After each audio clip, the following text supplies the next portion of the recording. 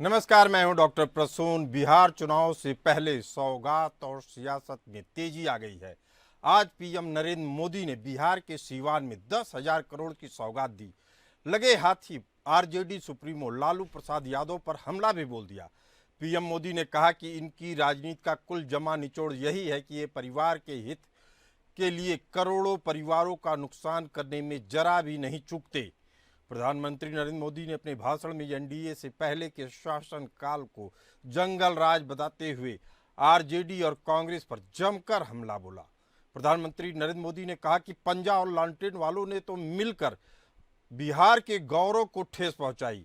पंजा और लालटेन वालों ने इतना लूटा कि गरीबी बिहार का दुर्भाग्य बन गई। लेकिन मोदी इतना काम करने के बाद चुप हो जाने वालों में से नहीं है। मुझे बिहार के लिए और बहुत कुछ करना है। बिहार में जंगल राज रहने वाले किसी भी तरह अपने पुराने कामों को दोहराने का मौका तलाश रहे हैं। आपको अपने बच्चों के उज्जवल भविष्य के लिए इनसे बहुत सतर्क रहना होगा। आपको बता दें कि बाहुबली शहाबुद्दीन ने सीवान को आरजेडी का गढ़ बना दिया था। पीएम नरेंद्र मोदी की रैली एक चुनौती के रूप में देखी जा रही है। इस रैली के माध्यम से पीएम मोदी आरजेडी के वोट बैंक में सेंध लगाने की कोशिश कर रहे हैं। बिहार में इस साल अक्टूबर-नवंबर में विधानसभा चुनाव होने वाले हैं। महागठबंधन का गढ़ माने जाने वाले सीवान और आसपास की 24 विधानसभा सीटों में एनडीए ने जीत का लक्ष्य रखा है। बाहुबली शहाबुद्दीन के गढ़ में पीएम मोदी का आना बहुत ही खास है। रैली के जरिए पीएम मोदी ने सीवान के साथ ही अब सारण, गोपालगंज की 24 विधानसभा सीटों पर अपनी पकड़ मजबूत करने की कोशिश की है। महागठबंधन का ये इलाका एनडीए के लिए किसी चुनौती से कम नहीं है। पीएम मोदी की ये रैली यहां एनडीए की राह आसान कर सकती है। सीवान जिले में 8 विधानसभा क्षेत्र में मुस्लिम वोटर्स का दबदबा है। यहाँ 25% से ज़्यादा मुस्लिम हैं और यादव वोट भी अच्छी खासी तादाद में है। मुस्लिम यादव समीकरण की वजह से यहाँ आरजेडी का दबदबा रहता है। लेकिन खास बात यह है कि सवर्ण और पिछड़ा वोट बैंक नीतीश और बीजेपी के साथ है। यही वजह है कि सीवान की 8 सीटों पर लड़ाई कांटे की है। आज हम सिर्फ सीवान की बात नहीं करेंगे, हम बिहार की सियासी बिसात पर भी नजर डालेंगे। लालू तेजस्वी को सीएम बनाने पर आमादा हैं। ऐसे में मोदी का आरजेडी के गढ़ में हुंकार लगाना जंग में तेजी लाएगा। मुस्लिम और अति पिछड़ों पर नजर है। बाबा साहब के नाम पर दलित वोट भी दांव पर लगाए गए हैं। जाहिर है आरजेडी की जमीन काटने की पूरी तैयारी है। आरजेडी समेत विपक्ष की क्या रणनीति होगी यह देखना दिलचस्प होगा। इसी मुद्दे पर चर्चा करने के लिए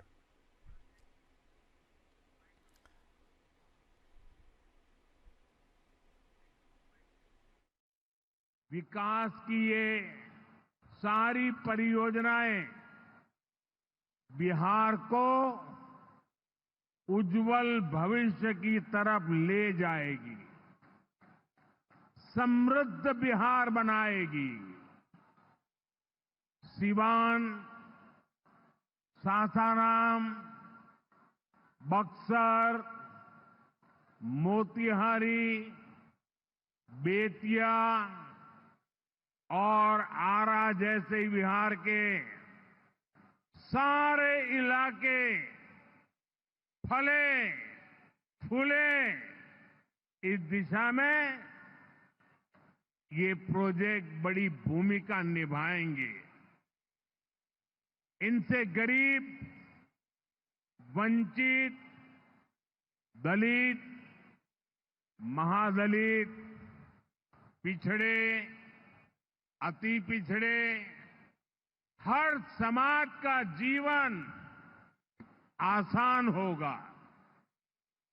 मैं बिहार की जनता को, आप सभी को इन प्रोजेक्ट्स के लिए बहुत बहुत बधाई देता हूं। इसी मुद्दे पर चर्चा करने के लिए हमारे साथ मौजूद हैं विमलेंद्र राय जी, प्रवक्ता जेडीयू, अनिल गोयल जी, नेता बीजेपी, दीपक कुमार जी, नेता आरजेडी। आप सभी का बहुत बहुत स्वागत है। इसी के साथ हमारे खास मेहमान मैनेजिंग एडिटर विनय राय जी भी मौजूद हैं।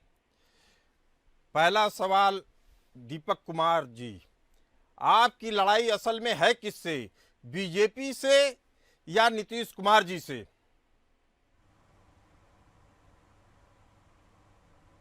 अनम्यूट कर लीजिए दीपक जी, आपकी आवाज नहीं आ रही है। अब जा रही है? जी जी नमस्कार। बताइए। हाँ दीपक जी। सभी पैनलिस्ट को मेरा प्रणाम। अब बात समझिए, हमारी लड़ाई ये जो 20 साल का जो कुशासन है ना, इससे है। जिस तरह से 20 साल से ये एनडीए की सरकार, डबल इंजन की सरकार ने बिहार को ठगने का काम किया।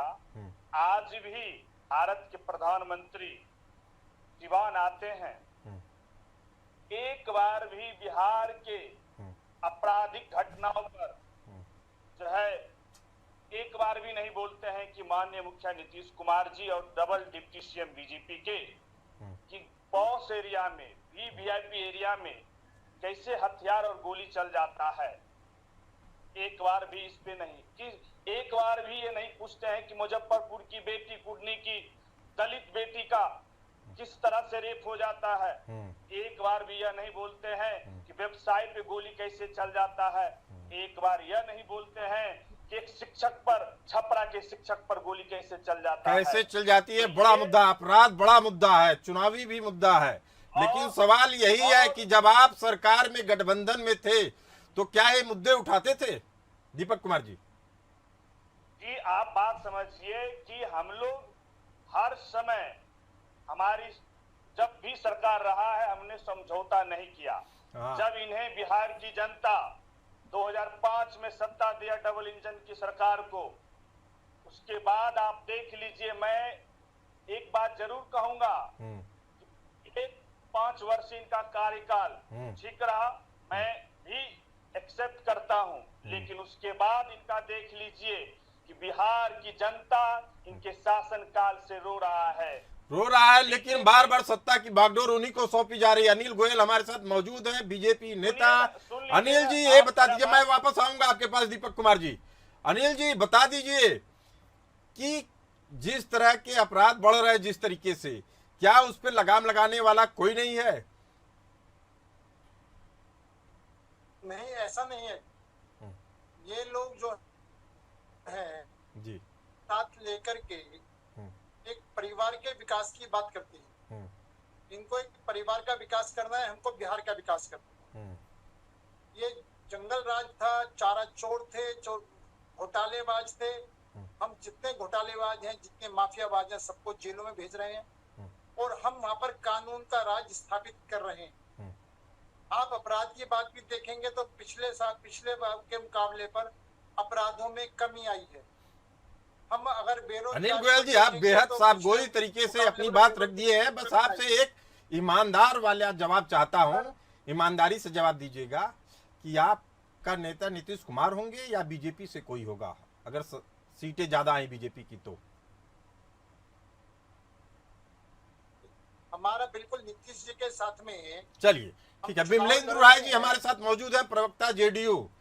आपके ऊपर आरोप लगाया जा रहा है कि आपको शासन प्रशासन की पकड़ नहीं, आप पर आपकी पकड़ नहीं है शासन प्रशासन पर, इसीलिए अपराध बढ़ रहे हैं। दीपक कुमार जी का खुला आरोप है और कह रहे जनता तंग आ गई, अब की बदल देगी सरकार। ये दीपक कुमार जी किस पार्टी के लोग हैं जो बोल रहे हैं? आपके समय, आपके शासन काल में कभी आपके गठबंधन के साथी रहे हैं विमलेंद्र जी? नहीं, आप बताइए। तो दीपक कुमार जी अगर ये आरजेडी या कांग्रेस के लोग हैं तब तो ये बोलते रहे, इनके बोलने का कोई फर्क नहीं पड़ने वाला। नहीं, अगर नेता आरजेडी का हो और अगर सही बात रख रहा है तो उसका जवाब तो देना पड़ेगा ना विमलेंद्र जी। हाँ तो जरूर जवाब देंगे ना। वो अपने माता पिता जी से जाके पूछें कि उनके 15 साल के शासन काल में अपराध क्या होता था, अपराधीकरण क्या होता था। जब सत्ता का अपराधीकरण हो गया था और पूरी तरह से अपराध चरम पे था, संगठित अपराध था, जब चौक चौराहों पर बंदूकें लेकर लोग निकला करते थे, व्यापारियों की दुकानों से खींचकर उन्हें गोली मार दी जाती थी, जब सड़कों पर लोग जो है वह 8 बजे के बाद, 7 बजे के बाद, 5 बजे के बाद सड़कों पर निकलना जो है, कोई भी आम आदमी का मैं कर रहा हूँ, आम आदमी बिहार का कोई भी सड़क पर जो है घूमना, आरजेडी पे लगा धब्बा शायद इतने सालों बाद जनता भुला दी है या नहीं भुला दी है, ये आप बात पूछेंगे विनय राय जी से। हमारे साथ मैनेजिंग एडिटर मौजूद है। जिस तरीके की सियासत होती थी बिहार में लालू यादव के शासन काल में, लालू यादव कहते थे मैं बिहार का सबसे बड़ा पिछड़ा हूं, क्या वह गीत इस बार दोहराया जाएगा? अगर दोहराया जाएगा तो कारगर होगा या नहीं? विनय राय जी, अभी उनको हमारी आवाज नहीं मिल रही है, लेकिन मैं यही सवाल फिर पूछना चाह रहा हूं विमलेंदु राय जी से कि लालू यादव जी जो कहते थे कि मैं बिहार का सबसे बड़ा पिछड़ा हूं, क्या वह जो स्लोगन है वह कारगर साबित होगा या नहीं? टाइम टाइम फुस रहेगा। सबसे जो है वो सामंतवाद अगर कोई सबसे बड़े हैं तो आज लालू यादव परिवार बिहार का सबसे बड़ा सामंती परिवार है। उनके चाल चलन, उनका चरित्र जो पूरी तरह से है वो सामंती है। वो अपने कार्यकर्ताओं को नीचे बैठाते हैं, अपने बुजुर्ग कार्यकर्ताओं को अपने जो है वो कुर्सी के नीचे बैठाते हैं, पांव हमेशा टेबल पर रखकर पांव छुआते हैं। तो सबसे बड़ा सामंती अगर कोई है तो आज की तारीख में। चलिए, दीपक कुमार जी हमारे साथ मौजूद है, प्रवक्ता आरजेडी। बिहार में जातिगत जनगणना और आरक्षण का मुद्दा, क्या अभी भी कोई मुद्दा बचा हुआ है इस तरह का जो राजनीतिक लाभ दिलाने में सक्षम हो? दीपक कुमार जी। प्रसून जी, जातिगत जनगणना मुद्दा है और आगे भी रहेगा जब तक जो है वो 50% का जब बॉर्डर नहीं टूटेगा। लेकिन दो बड़े सीनियर बड़े भाई साहब हैं, अनिल जी हैं और जदयू से भी हैं, ये जिस तरह से परिवारवाद का बात कर रहे हैं और भारत के प्रधानमंत्री ने भी परिवारवाद का बात किया। प्रसून जी समझ रहे हैं ना? तो मैं इस पे जोर दे रहा हूं, बीते ये जो 3 दिनों में जमाई आयोग, बेटी को सुप्रीम कोर्ट में सेटलमेंट, ये कौन सा परिवारवाद है? क्या नीतीश कुमार के देखरेख में हो रहा था भुंजा पार्टी के जो गैंग है उनका परिवार का सेटलमेंट, या नीतीश कुमार अचेत अवस्था में है? क्या आप जिस परिवारवाद का गीत गा रहे हैं और जिस जंगल राज का अभी भाई बड़े जदयू के प्रवक्ता बोल रहे थे, हथियार लहरा रहे थे 15 साल, ये जो आप डबल इंजन की सरकार में जो पटना जैसे राजधानी बिहार का सबसे बड़ा क्राइम जो है, पटना कैपिटल बन चुका है क्राइम का, और आप रेशियो निकाल लीजिए परसेंटेज, पूरे बिहार के 38 जिला में सबसे नंबर 1 पे पटना है, और आप राजधानी में बैठे हुए हैं। आपके डीजीपी और मुख्यमंत्री, राज्यपाल, डिप्टी सीएम तमाम लोग हैं, और उसके बाद कोई हथियार लहरा रहा है, कोई गोली चला रहा है। इस पे आप तो बात नहीं करिएगा और आप आइए कि 15 साल, अरे 15 साल में समाजवाद का विकास हुआ और उन्हें पता है, अनिल जी को भी पता होगा कि 15 साल में लालू प्रसाद यादव जी ने क्या किया। आप लोग 20 साल में बिहार को जो, चलिए, जो किया वह जनता देख रही है। दीपक कुमार जी, दीपक कुमार जी, जो जनता आपका भी कार्यकाल देखी है, इनका भी कार्यकाल देखी है, सवाल अहम है। आप यादव और मुस्लिम की जो राजनीति करते थे, दीपक कुमार जी मेरी बात सुनिए, आप पहले सुनिए। हाँ, आप यादव और मुसलमान की जो राजनीति करते थे उसमें एक बड़ा चेहरा उभर के ओवैसी सामने आ रहे हैं। AIM से आपका गठबंधन इस चुनाव में होगा या नहीं होगा, या भविष्य की गर्त में रख दिया जाए इस सवाल को? दीपक कुमार जी। देखिए प्रसून जी, ये शीर्ष के नेतृत्व पे छोड़ दीजिए, और रही बात, लोकतंत्र है, सभी को अधिकार है अपना चुनाव लड़ने का जी। इस पे मैं टिप्पा टिप्पणी नहीं करूंगा। मेरा कहना है कि 11 साल से केंद्र में भारत के प्रधानमंत्री नरेंद्र मोदी जी हैं, और आज वो क्या बयान दे रहे थे कि हमने कुछ किया, बिहार के लिए कुछ ही किए हैं। आप समझिए, जब खुद ही बोल रहे हैं कि कुछ ही किए हैं, तो आप समझ लीजिए कि बिहार किस जगह पहुंचा हुआ है। दीपक कुमार जी, जो बजट का अगर आंकड़ा गिराऊंगा तो आपके ऊपर बहुत भारी पड़ेगा। कम से कम 10 गुना ज्यादा बजट हो चुका है आपके तुलना में, अभी की तुलना में। दीपक कुमार जी, बड़ा सवाल यही है, बड़ा सवाल यही है कि जिस ओबीसी, सुन लीजिए दीपक जी, जिस ओबीसी, इकोनॉमिक बैकवर्ड क्लासेज और SC/ST की बात होती थी, वहां लग रहा है कि उनके अधिकारों की बात न करके सभी दल असल में जातिवाद का जहर घोलने लगे हैं। उसमें सबसे आगे आपकी पार्टी है। दीपक कुमार जी, आप इसे स्वीकार करते हैं? प्रसून जी, ये जातिवाद का जहर कैसे? जब आपने जाति बनाई, आपने ही बनाई जाति, और जब जाति बना है तो जिस जाति का जितना आबादी है उसे उस हिसाब से अगर अधिकार नहीं दीजिएगा जो अभी पिछले पायदान पे रह चुके हैं उसे आरक्षण देकर आप आगे नहीं लाइएगा। तो आपके बेहद पास अहम कौन बात सा किया दीपक कुमार जी, आपकी बातों में है कि समाज पे अंतिम पायदान पे खड़े व्यक्तियों को सशक्त करने की जरूरत है, न कि किसी अरबपति परिवार के जैसे राजनीतिक परिवार, दबंग परिवार के लोगों को सशक्त करने की जरूरत है। दीपक कुमार जी, आप भी वही बात कह रहे हैं जिसकी बात होनी चाहिए। सुनिए ना, परसून जी पूरा लाइन होने दिया। हमारी पार्टी, हमारे राष्ट्रीय अध्यक्ष, हमारे नेता तेजस्वी यादव जी हर वक्त दलित, आदिवासी, अति पिछड़े, ओबीसी की बात करते हैं, उसे आगे लाने की बात करते हैं, उसे हक और अधिकार कहाँ मिलना चाहिए इसकी बात करते हैं। हम लोग हर वक्त जाति जनगणना का जो हमारा शुरू से रहा है कि भारत में जाति आप जाति जनगणना करवा रहे हैं। बीजेपी पहले से ही कुर्मी, कोहरी, तेली, बनिया जैसे ओबीसी समूहों को सशक्त कर रही है जमीनी स्तर पे। 2027 में वह केवल केवट, नोनिया, माली, धानुक जैसे अति पिछड़ा वर्गों पर भी जोर दे रही है। आप केवल 2 कास्ट पे अगर भरोसा कर रहे हैं तो आप चुनावी रूप से कहीं ना कहीं मात खा रहे हैं। दीपक जी, परसून जी, ये बिहार की जनता 2020 में भी आरजेडी को सबसे बड़ी पार्टी बनाकर भेजा, और ये कहिए कि ये लोग किसी तरह जो है उल झोल करके सरकार में आ गए, तो बिहार की हर जाति A to Z जाति का हम लोग बात करते हैं। और हमारे आप बात करते हैं, लेकिन बीजेपी का काम दिख रहा है। अगर पासवान, मुसहर, चमार समुदायों के लिए संत रविदास जयंती, जिउतिया पर्व जैसे आयोजना का सहारा सरकार ले रही है तो ये बड़ी बात है। अनिल गोयल जी, लेकिन इसके बाद सवाल उठता है कि राष्ट्रीय पर्व का महत्व कम हो रहा है, जाति वाले नेताओं का पर्व ज्यादा जोर शोर से मनाया जा रहा है, इसके पीछे क्या राजनीति है? अनिल जी, ईमानदारी से बताइए।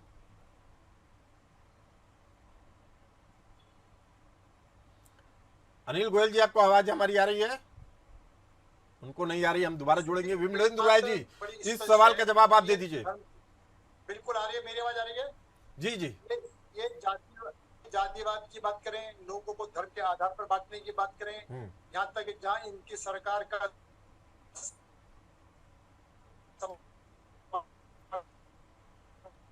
अनिल जी, मुझे लग रहा है लाइन में कुछ समस्या है। विमलेंद्र राय जी से इस सवाल का जवाब ले लेते हैं। विमलेंद्र राय जी, जवाब दीजिए।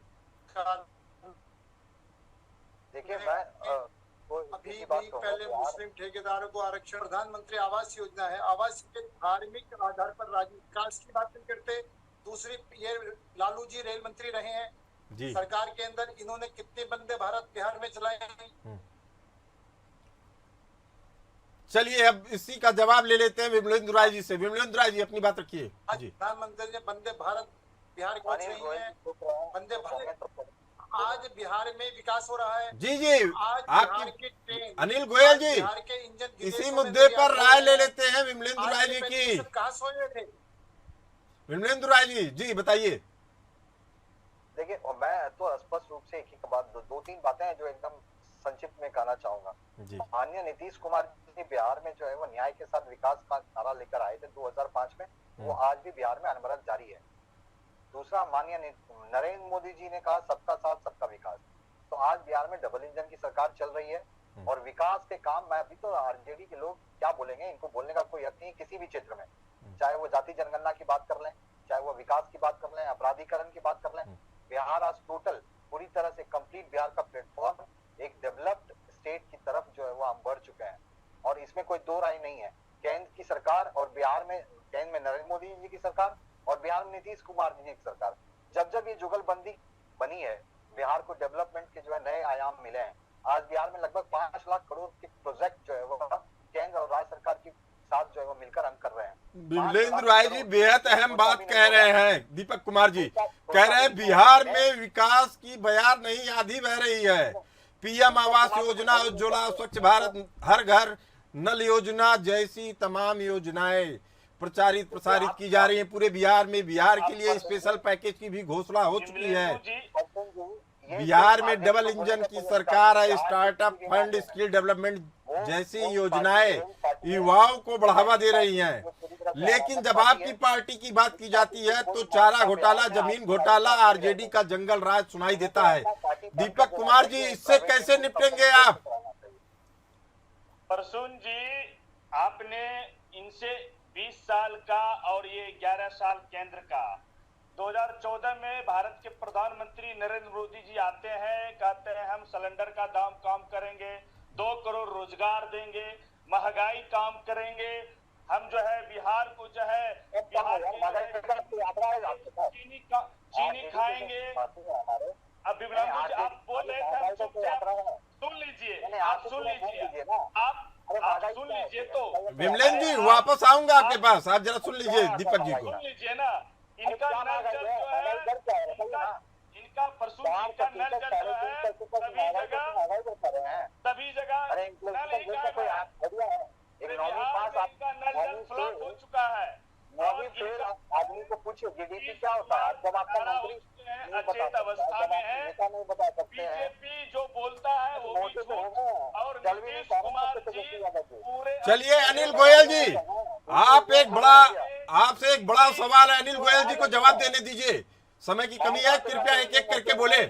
अनिल गोयल जी आप बताइए, नीतीश कुमार जी पर निर्भरता कम करने के लिए आप उनके बेटे को आगे बढ़ाएंगे या नीतीश कुमार जी को ही अगले 5 साल तक चलाएंगे? देखिए, माननीय नीतीश कुमार जी सर्वमान्य नेता है एनडीए के, और जहाँ तक उनके पुत्र की बात होती है, राजनीति में हर कोई आने के लिए स्वतंत्र है जी। वो अपनी क्षमता के हिसाब से भुंजा पार्टी के पुत्र को नहीं लाने देंगे प्रसून जी, आज क्योंकि भुंजा पार्टी बगल वाले जो है अपनी बेटी को सेट कर रहे हैं सुप्रीम कोर्ट में, और जमाई आयोग की तरह आयोग बना रहे हैं, आयोग ये लोग जो है। दीपक कुमार जी, यही आरोप तो आपके ऊपर लगता है, पूरे खानदान को आपने पार्टी के पदों पे बैठा दिया है, सांसद विधायक का चुनाव लड़वा रहे हैं, जो है सचिवालय के गद्दी में बैठाते हैं। लेकिन दिक्कत यह है दीपक कुमार जी, आप लोग अपनी आवाज संगठन में नहीं उठा रहे हैं, जिसके कारण से परिवारवाद का जो राक्षस है वह दिन दूनी रात चौगने की गति से बढ़ रहा है। इस सबसे हमको सतर्क रहना होगा। बिहार की राजनीति विकास की राजनीति होनी चाहिए। अगर बिहार क्रांति की भूमि रहा है, वह देश को रास्ता दिखाता है, अगर इस रास्ते को अपनाना होगा तभी देश का भी विकास होगा। उत्तर प्रदेश 1 ट्रिलियन इकोनॉमी बनने जा रहा है, बिहार को भी उसी रास्ते पे चलना होगा, और हम लोगों को नेगेटिव बातें छोड़ के अच्छी बातें करनी होंगी, तभी देश का विकास होगा। आप सभी लोग हमारे इस खास चर्चा में आए, आप सभी का बहुत बहुत धन्यवाद। फिलहाल इस बुलेटिन में इतना ही, हमें दीजिए इजाजत, चलते रहिए पे न्यूज के साथ।